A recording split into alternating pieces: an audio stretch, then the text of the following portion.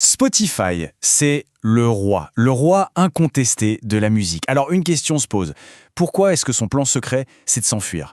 Aujourd'hui, on décrypte ensemble la grande évasion de Spotify. Allez, pour commencer, un seul chiffre, juste pour se rendre compte du succès ahurissant de la plateforme.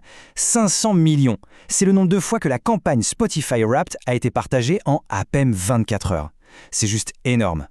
Et encore, ce chiffre, ce n'est que la partie émergée de l'iceberg. Non, vraiment, Spotify est au sommet de sa gloire. Une croissance record, et surtout, enfin, après 15 ans d'existence, l'entreprise gagne de l'argent. Et c'est là qu'on arrive au paradoxe, au cœur de toute notre analyse aujourd'hui.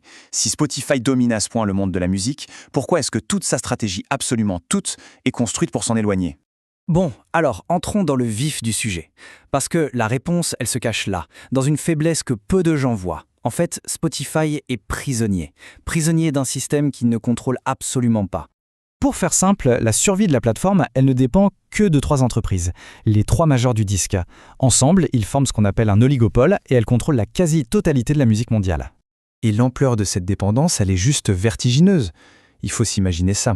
Presque 8 morceaux sur 10 qu'on écoute sur Spotify, eh bien, ils appartiennent à ces 3 géants.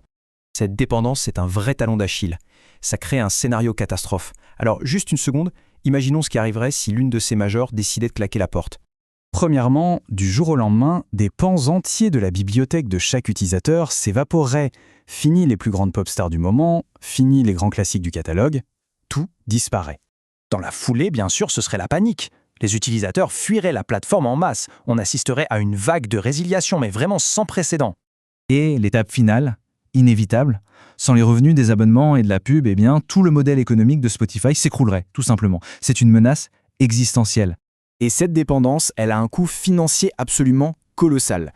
Spotify est obligé, contraint et forcé de reverser une part gigantesque de ses revenus, environ 60%, et ce n'est pas négociable, directement au label. Face à une telle menace, l'immobilisme, ce n'était pas une option. Pour survivre, et surtout pour continuer à grandir, Spotify a dû mettre au point un plan d'évasion. Un plan très méticuleux en 3 étapes. Ce plan, il a commencé il y a déjà plusieurs années, mais aujourd'hui, il devient limpide. D'abord, réduire les coûts liés à la musique. Ensuite, devenir propriétaire de son propre contenu. Et enfin, s'attaquer à un marché complètement nouveau. La première étape, c'était une stratégie économique assez maligne, même si elle n'a jamais été confirmée officiellement. L'idée ? Contourner les labels en commandant directement de la musique d'ambiance pour des playlists très populaires. Et comme ça, garder 100% des profits.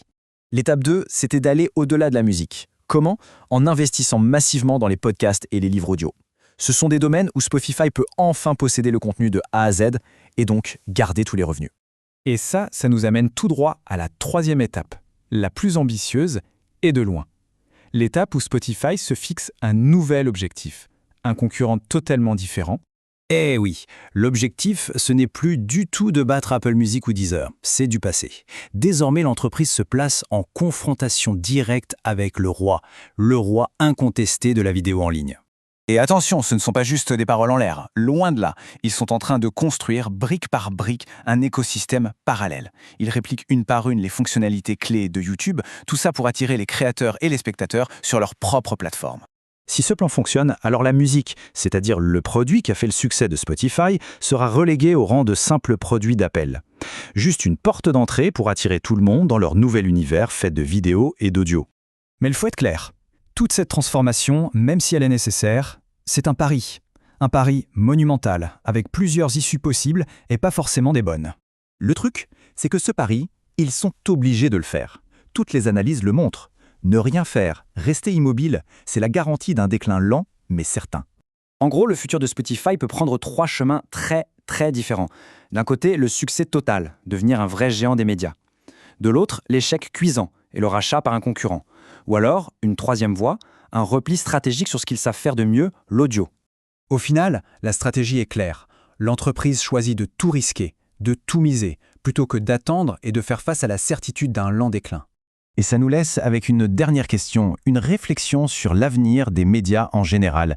À l'heure où des géants comme Spotify ou YouTube essayent de devenir tout, de tout faire, quelle place reste-t-il pour les spécialistes, pour ceux qui ne font qu'une seule chose, mais qui la font parfaitement?